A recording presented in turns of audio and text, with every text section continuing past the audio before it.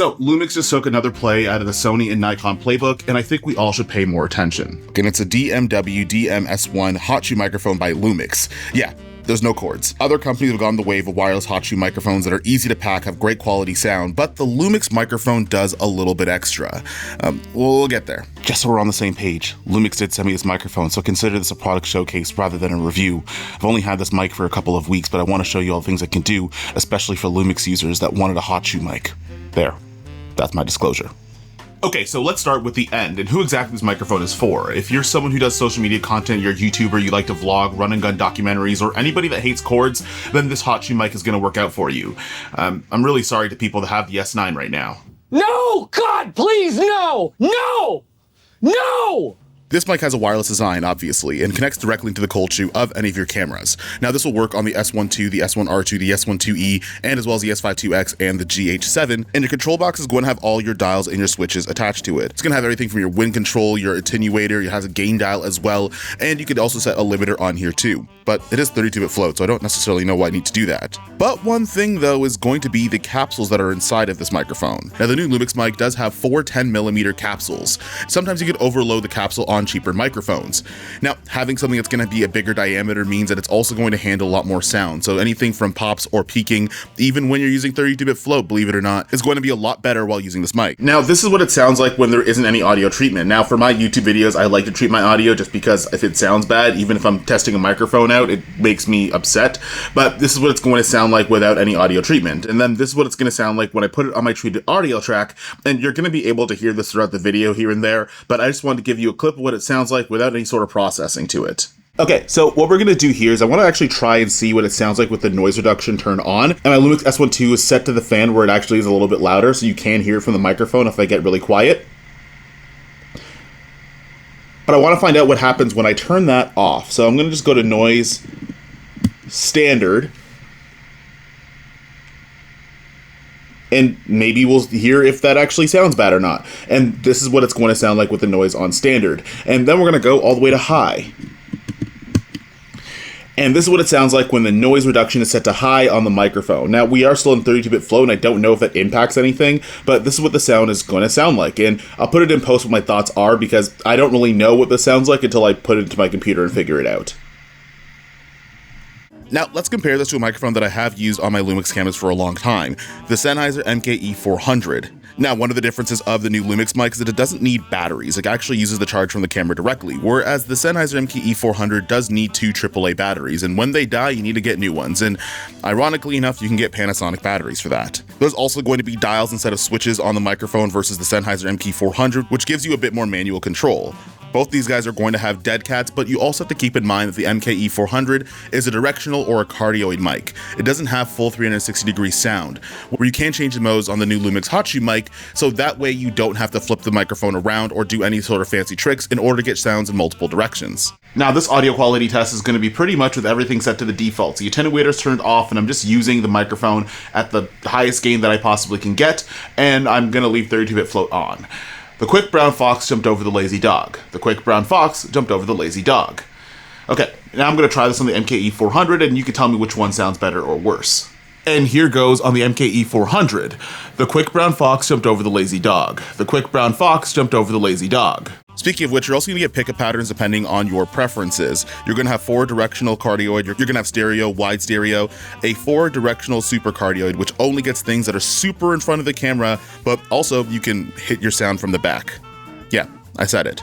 And if you want to go both ways, you can get bi-directional super cardioid, but let's just hear what each of those actually sound like. Now, having 32-bit float is like having a super stretchy volume button that doesn't break. If you have a loud sound or somebody screams really loud in your audio, you're going to be able to pull that information back. And if you're super quiet and you want to bring that up, you could also pull that up without bringing up too much of your noise floor. Essentially, what 30-bit float is going to do is give you an insurance policy in very loud things, very quiet things. Everything in the middle is going to be just fine, but if you have unexpected sounds that you either don't want or do want, it's going to be able to handle that. So I'm going to move really close up to this mic, and I'm going to yell as loud as I humanly possibly can, and I don't think this is actually going to end up clipping. It might get really, really super high up, but I can always pull that information back.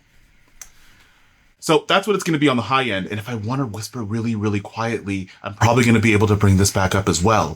This is super easy to do if you use any editing program like DaVinci Resolve, Final Cut Pro, or even Premiere. So if you have 32-bit float, you have the flexibility, and at the same time, you can maintain the quality of sound. And having the safety track is basically recording the same sound twice, but with different volumes to it. So if something's going to be a bit too loud and crunchy or just a sound that you don't like, you could always switch over to the other track. It literally gives you a safety, so just in case you don't like the audio in one of the cases, you can always go into the next one. Now, on safety tracks, you're going to get two modes here. One, you're going to be able to hear out of the right microphone. Yeah, and you're also going to capture the right as well. And then your backup track is going to be omnidirectional, so that way it'll capture sound all around the mic, not just directly in front of it. And then mode 2, which is a little bit more boring, is it still captures your left and right, it just makes the safety track lower.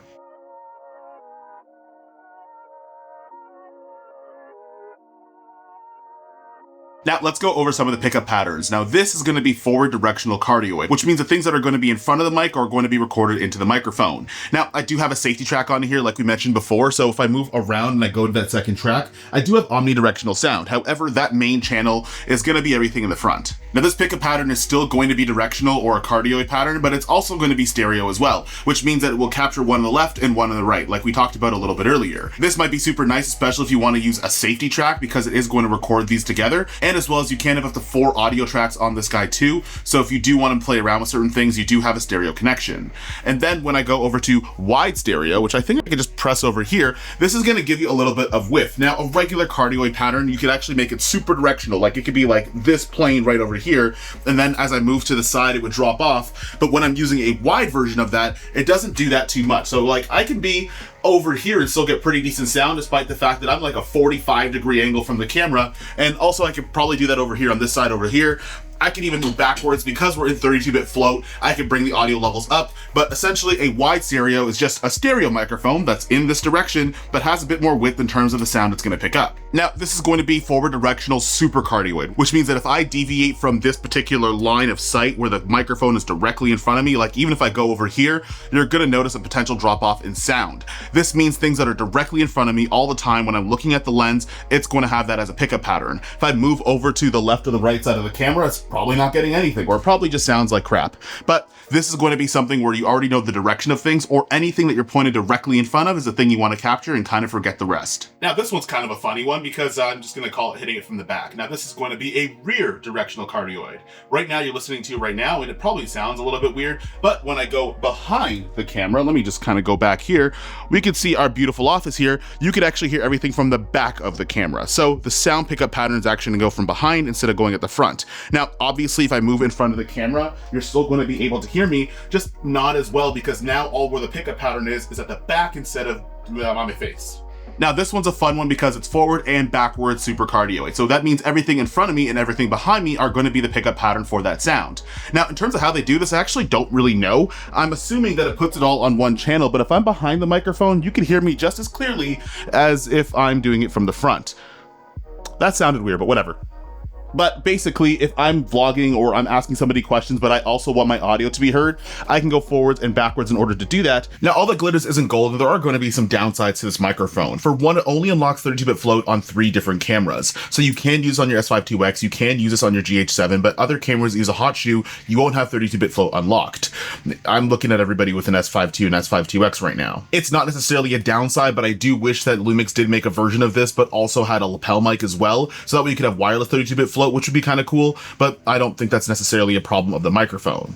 The other thing and a question people might ask is you don't get dual functionality between the 3.5mm jack and the microphone itself. So if you plug in a microphone jack, it's not going to transmit any sound out of that 3.5 jack. Once it's in the hotshoe, you're pretty much stuck there. So you don't get the extra audio ports if you need them. One thing that I also noticed, you do have to be a little bit closer to this microphone in order for the sound to sound good. Now, throughout this video, it might have sounded a bit tinny, and that's because I was a bit too far away. So I'm going to try and see how far I have to be over here. This is still in a cardioid pattern, so it's in front of me. I'm going to move back even farther, and this is probably as far back as I would be in terms of trying to get my subject, and we're going to see how this sounds. It might have been user error beforehand, but that's pretty much how far back you got to get, or how far you should go. I don't know. We'll figure it out when I get it in post. You'll probably tell me in the comments. Okay, so I have to upload this in the next couple of minutes, but one thing I also discovered is I actually left the fan mode on fast. So if you do hear any noises in the background in terms of testing of this microphone, it's because I left the fan noise to be on all the time. Now, when you set it to auto 2, it's a lot better. I'm sure this sounds a lot cleaner, but that's something you want to keep aware of. This microphone, where it sits, is so close to the camera that if you do have the fan going on, you're probably going to be able to hear it. And even with some of the clips with noise reduction on at the same time, I can still kind of hear it a little bit. So that's something you need to be aware of, which which might be a potential downside of using this microphone.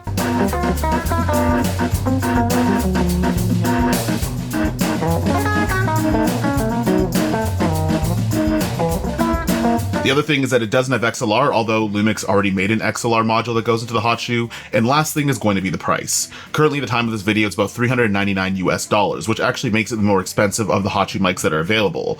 Now, to be fair, it does offer a lot. You have multi-pixel patterns. It does unlock 32-bit float in your camera, which other microphones can't and don't do unless we're talking about the Nikon ZR. So in terms of the functionality, I think it's worth the price, but just be aware that that price is going to be higher than the rest. That being said, this is a product showcase and just overall showing what this new microphone can do. But I want you to leave a comment down below. Are we liking this new style of videos? It won't be every single time, and there are a couple of different tools that I've used to help plan out some of these shots and help actually get these things done. But I'm kind of feeling this style when I can't necessarily get out of my office, mostly because it's super, super cold. But I'll see you guys in the next one. Peace.